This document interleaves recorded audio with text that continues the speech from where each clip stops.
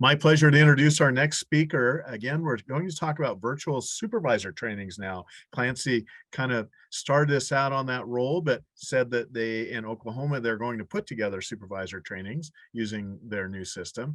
Johnna has actually been there, done that. Johnna, let's do a mic check and turn the program over to you, please. All right, this is Johnna. Can you hear me okay? We're hearing you fine. Thank you all for coming here today. Welcome to Kentucky. Hope you're having a great time here, and make sure you get some bourbon before you go. So once we all got home, of course, with COVID, our field staff was really having to change how they were working with their districts. Previously, they would go to a lot of conservation district meetings. They would do some one-on-one training with the supervisors during those meetings, that kind of thing. And obviously that was something that we were not able to do. So we were just kind of brainstorming, trying to figure out what we could do to help provide them with some more information during the COVID times. And we came up with these virtual supervisor trainings. All right. So in Kentucky, we do have an incentive per diem program. District supervisors are not paid per se for going to their district board meetings, but they do receive a per diem for their estimated expenses. And the commission has set Soil and Water Conservation Commission had set a maximum of $50 for those. And 2005, they voted to allow for an incentive. So if you go to at least 2 qualifying training events during the year, then you can get up to $75 for that per diem for each month. Over the last couple of years, they've actually changed that, and it's now $75 or $100. So the base level is $75, and then if you get incentive per diem, then it's $100, and that is paid by the local conservation district. But since COVID happened, the KACD convention had gotten canceled. Lots of things were getting canceled, obviously. And so districts were very worried that they weren't going to get their extra $25 every month. So we were trying to come up with a way to provide training for them, and so that it would be a qualifying event so that they could receive their incentive per diem. So our training events are optional. We have absolutely no power to require any supervisor in the state to go to any training whatsoever. They are elected officials, and once they are in, they are in. We don't have any way to say you have to do continuing education. You have to learn more about what it is you do with this board that you've just been elected to. We don't have any power to do that. So the incentive per diem should be helping that along. So we set up these training events. They were each 2 hours long. We provided the same information, and we would have it at least twice. We would have it 7 p.m. one evening, 10 a.m. the next morning, that kind of thing, so that people who worked during the day could attend the evening ones. People who farm at night could, do the ones during the day, those kinds of things. So we did provide them with multiple options for that.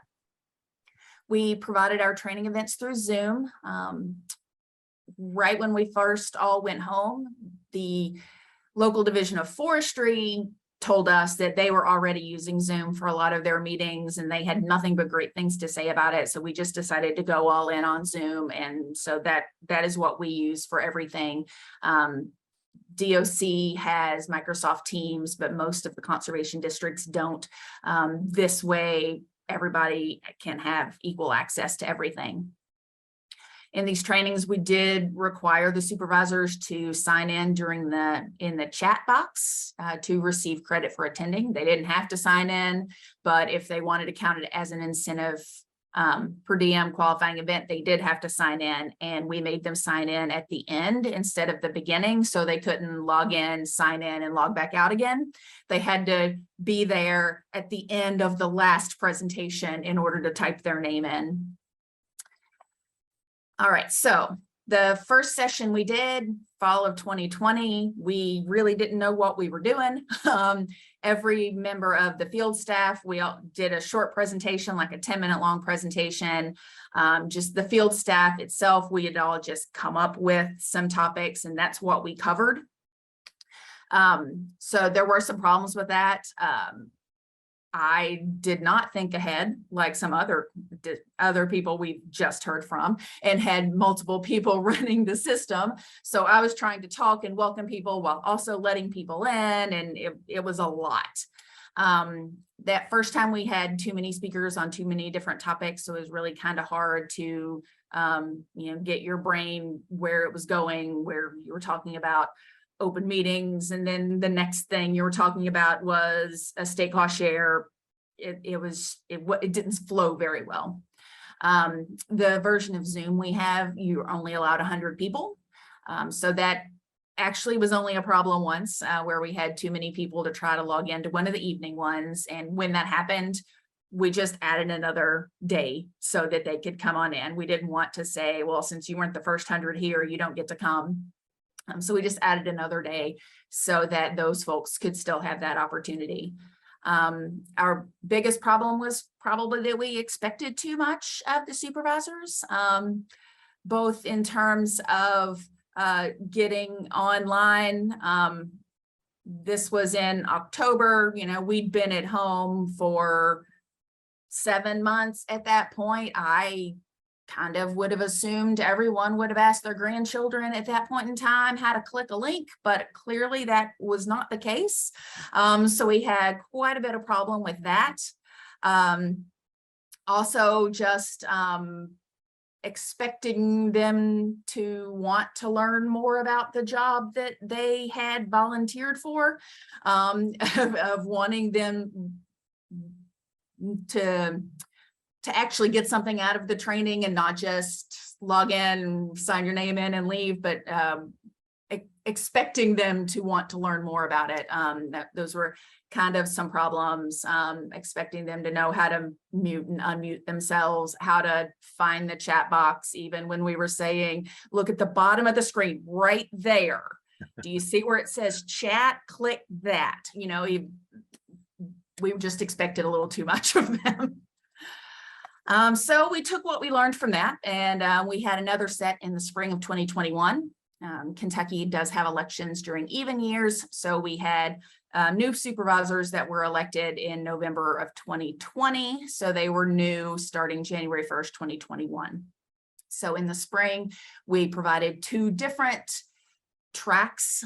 We provided returning supervisors and also new supervisors. We still had them as 2 hours long. We still provided them in the morning and the evening.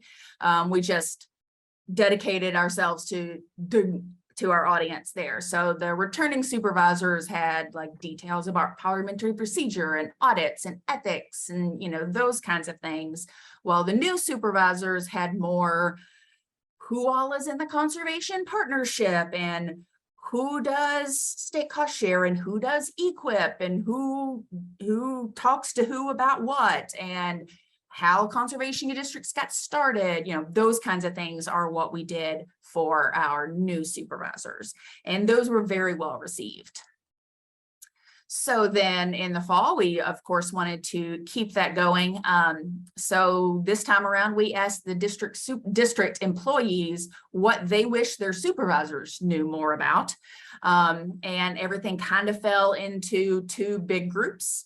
So we did a set in October and a set in November. We talked about human resources, harassment, having a policy manual, checking with lawyers, those kinds of things. And then the next month we had local programs where we talked about educational programs districts could do and what has worked and what hasn't worked, and different kinds of local cost shares that districts have, different kinds of dead animal removal options districts have, and just local programs that they do locally that we don't do, that they could maybe get some ideas for what they could do the next year. So that was the quick and dirty of our virtual supervisor trainings. There is my email address and my phone number, and I would love to answer any questions you might have.